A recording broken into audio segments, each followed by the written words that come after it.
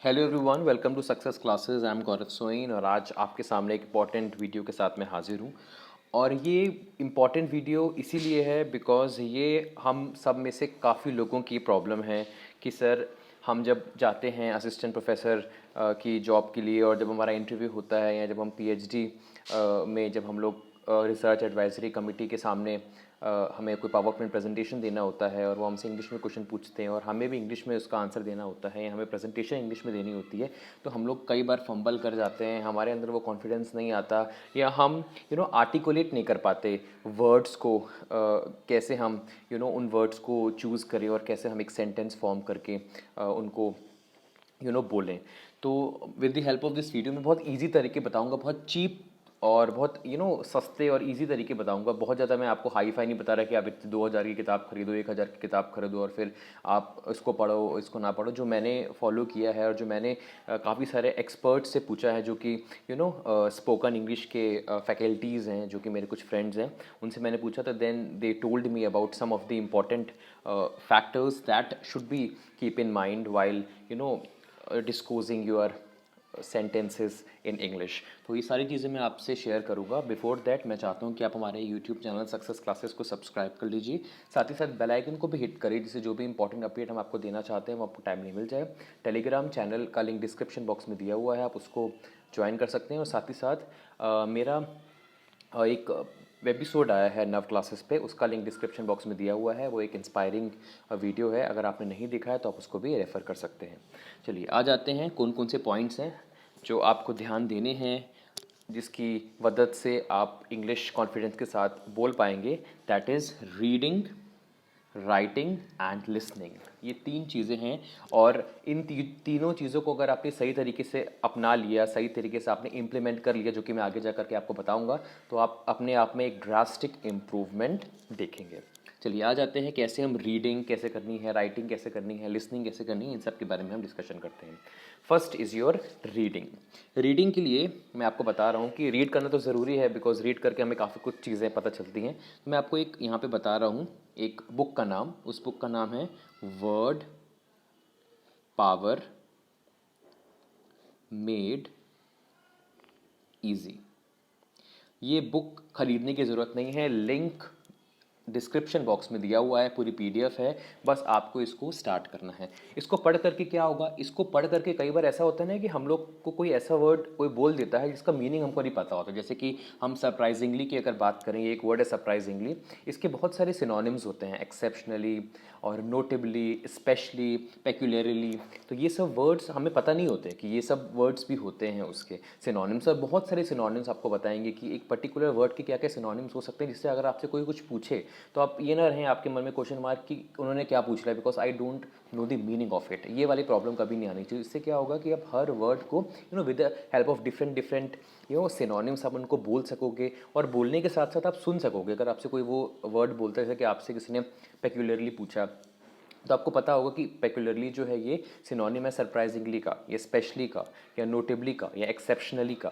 ठीक है, तो ये आपको अवेयरनेस हो जाएगी वर्ड्स की कि किसके स्थान पे हम कौन सा वर्ड यूज़ कर सकते हैं। हम समझ भी पाएंगे, सामने वाले को आंसर भी दे पाएंगे और हम खुद भी बोल पाएंगे।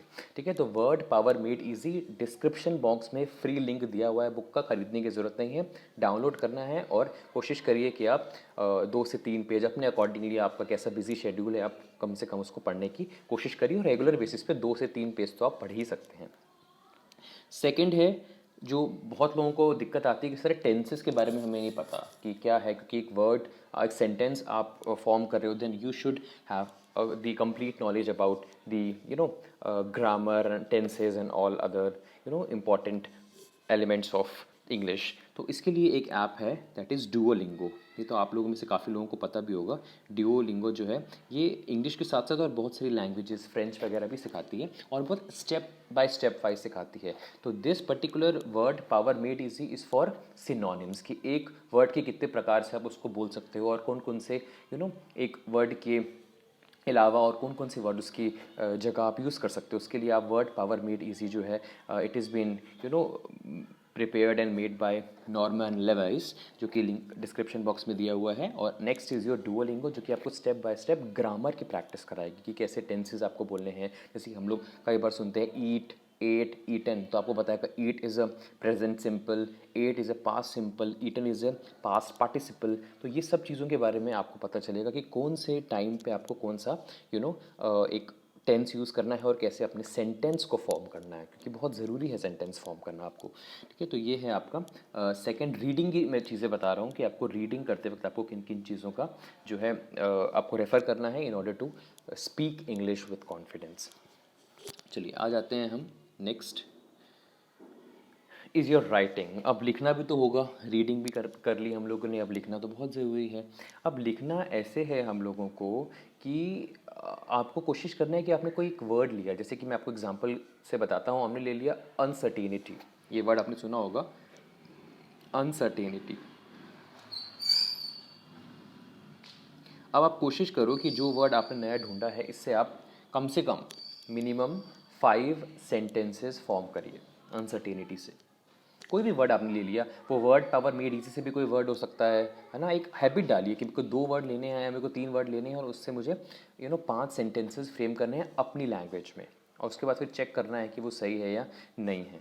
ठीक है, कैसे कैसे मैं उसको यूज़ कर सकता हूँ, कैसे कैसे मैं उसके सेंटेंसेस बना सकता हूँ, कहाँ कहाँ वो यूज़ होंगे। जैसे कि अनसर्टेनिटी की मैं बात कर रहा हूँ तो यहाँ पे आप यूज़ एक सेंटेंस बना सकते हो, there is a complete uncertainty regarding NTA NET JRF 2020 result. ये एक बन गया सेंटेंस। और अनसर्टेनिटी से कौन से सेंटेंसेस बन सकते हैं, there are sources of uncertainty in the instrument itself, आप ऐसे कह सकते हो। ये एक अनसर्टेनिटी का हमने यूज़ कर लिया। एक आप और सेंटेंस बना सकते हो, मतलब मैं एग्जांपल के थ्रू बता रहा हूँ, मैं आपको ये नहीं कि हाँ आप ऐसा कर लेना, I am giving you example so that आपको क्रिस्टल क्लियर हो जाए। जैसे कि हम एक और सेंटेंस बना सकते हैं uncertainty, that is but she heard the uncertainty in the voice. ठीक है, तो ये सब सेंटेंसेस मैंने बनाए हैं और इन सब सेंटेंसेस से मतलब आपको मीनिंग पता चल गया, then you try to after recognising a word from the book word power made easy and after using the proper tenses with the help of Duolingo app, you'll be able to write down the sentences।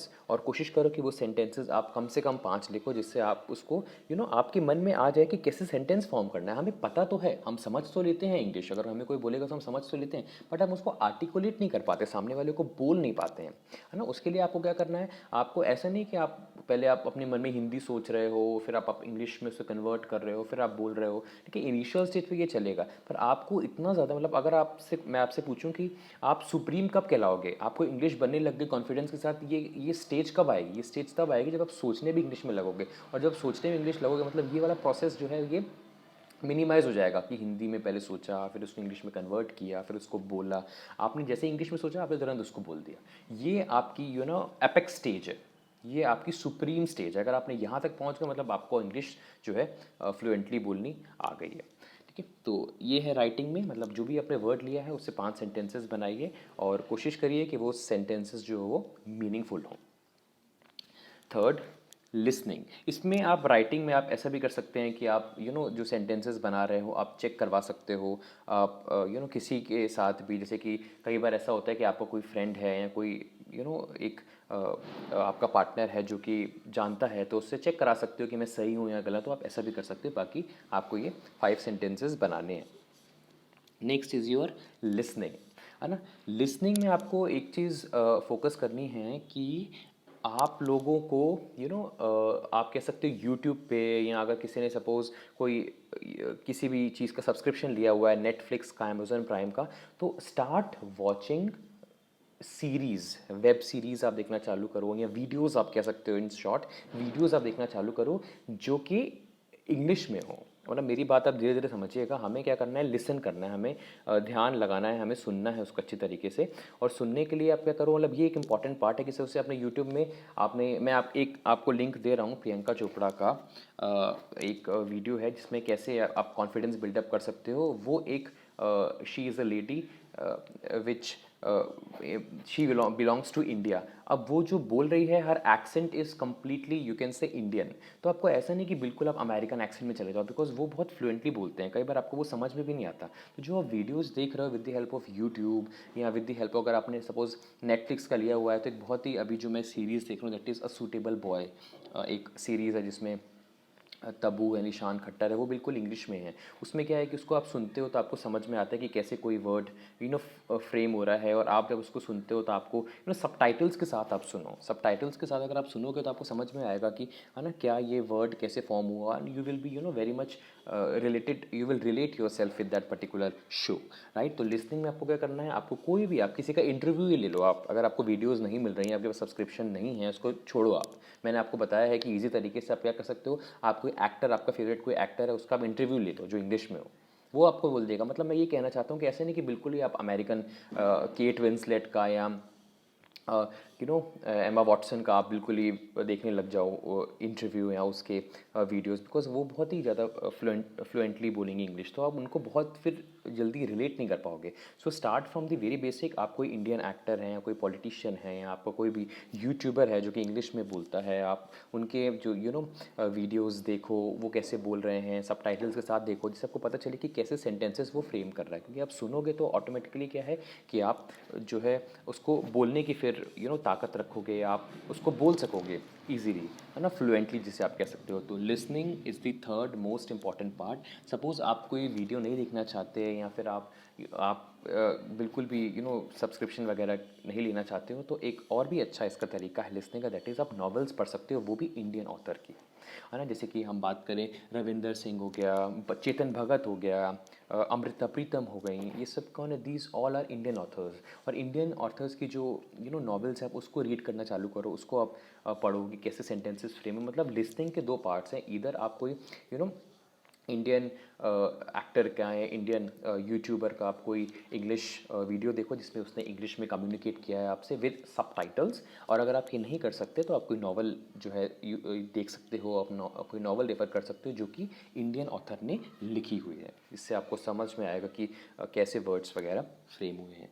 ठीक है, तो ये मैंने आपको एक basic चीज़ें बताई। साथ ही साथ एक बहुत इंपॉर्टेंट चीज़ और है जो कि मैं बताना चाहता हूँ, apart from reading, writing and listening, that is कि आपको कोशिश करना है कि आप अपना कोई भी फ्रेंड है या फिर आपका कोई भी अगर आपका ब्रदर है या कोई सिस्टर है, तो आप कोशिश करो कि उसके साथ आप इंग्लिश में बातें किया करो, उनके साथ इंग्लिश में आप कॉन्वर्सेशन किया करो, जिससे आपकी फ्लुएंसी इम्प्रूव होगी और एक तरीके से आपका कॉन्फिडेंस बिल्डअप होगा। क्योंकि मैंने यहाँ पे वीडियो पे ये भी लिखा हुआ है ना कि कॉन्फिडेंस कैसे बिल्डअप करना है आपको, है ना। तो इंग्लिश तो आपको आती है but you don't have confidence. Confidence ऐसे ही आएगा जब आपको लगेगा कि मैंने सही तरीके से वर्ड्स का चुनाव कर लिया है, मैं टेंसेस सही तरीके से यूज़ कर रहा हूँ, मुझे सेंटेंस फ्रेम करना आ गया है, जो कि हम लोगों ने राइटिंग सेक्शन में लिखा है। मैंने बहुत सारे लोगों को सुना है और जिसकी मदद से मुझे कॉन्फिडेंस आ गया कि कैसे इंग्लिश में सेंटेंसेस को बोला जाता है। जब इन सब तीनों चीज़ों का मिक्सचर होगा तो डायरेक्टली आप जंप नहीं कर सकते ना। आप कोई भी आपका बेस्ट फ्रेंड है या कोई भी क्लोज वंस है, उनसे आप कोशिश करो कि नाउ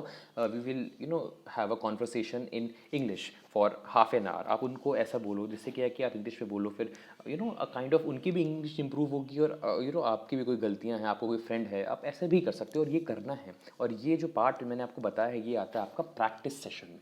ऐसे नहीं कि हमने ये तीन चीज़ें कर ली चलो अब हम शांत हैं, आपको अपने अंदर तक नहीं रखना ना। मैंने आपको पहले भी कई बार बताया कि अपने अंदर चीज़ें रखने से कोई फ़ायदा नहीं है। आपके पास उसको एक्सप्रेस करने की ताकत होनी चाहिए कि कैसे उसको एक्सप्रेस करना है। एक्सप्रेस करने के लिए तो आपको कम्युनिकेट करना पड़ेगा, और कम्युनिकेट में ऐसी अपॉर्चुनिटीज़ आपके पास नहीं आ सकती कि बार बार आप इंटरव्यू देने जा रहे हो। इंटरव्यू तो चलो आप एक महीने में एक ही दोगे, पर आपको कंटिन्यूटी में उसकी प्रैक्टिस की ज़रूरत है। तो आप कोई क्लोज वन से कॉन्वर्सेशन कर सकते हो इंग्लिश में, जिससे आपकी भी इंग्लिश इंप्रूव हो और एक फ्लुएंसी आए आपके सेंटेंसेस में। जो मैंने आपको बताया कि आपको सोचना ही भी इंग्लिश में है, वो ऐसे ही आएगी जब आप किसी भी फ्रेंड से या आपके ब्रदर से या सिस्टर से आप इंग्लिश में कम्युनिकेट करना स्टार्ट कर देंगे। चलो आधा घंटा हम इंग्लिश में बात करते हैं, तो ये भी बहुत इंपॉर्टेंट है। ये आ जाता है आपका प्रैक्टिस पार्ट में। तो मैंने बहुत ही स्टेप बाय स्टेप आपको बताने की कोशिश की है, और अगर आप इसको इम्प्लीमेंट करोगे तो डेफिनेटली आपको रिजल्ट मिलेगा। ठीक है, आगे जा करके आप असिस्टेंट प्रोफेसर में आप जाते हो इंटरव्यू में और आपसे कोई इंग्लिश में पूछता है, then after applying all these steps you will be able to articulate your sentences in English। तो आई होप मैंने आपको जो टाइम लिया ये फ्रूटफुल लगा होगा, आपको प्रोडक्टिव लगा होगा। और मेरी वीडियोस बनाने का एक ऑब्जेक्टिव होता है, अगर आपको लगता है कि मैंने कुछ अच्छा काम किया है, मैंने अच्छी वीडियो बनाई है, तो एक आप बस काम किया करिए, आप उसको इम्प्लीमेंट ज़रूर किया करिए और मुझे बताइए कि रिज़ल्ट कैसा आपको आया है। आप इंग्लिश सीख पा रहे हो या आप वो चीज़ कर पा रहे हो कि नहीं कर पा रहे हो। It will be the you can से the best achievement for me कि मैंने कोई चेंज मैं किसी के अंदर लेके आया हूँ।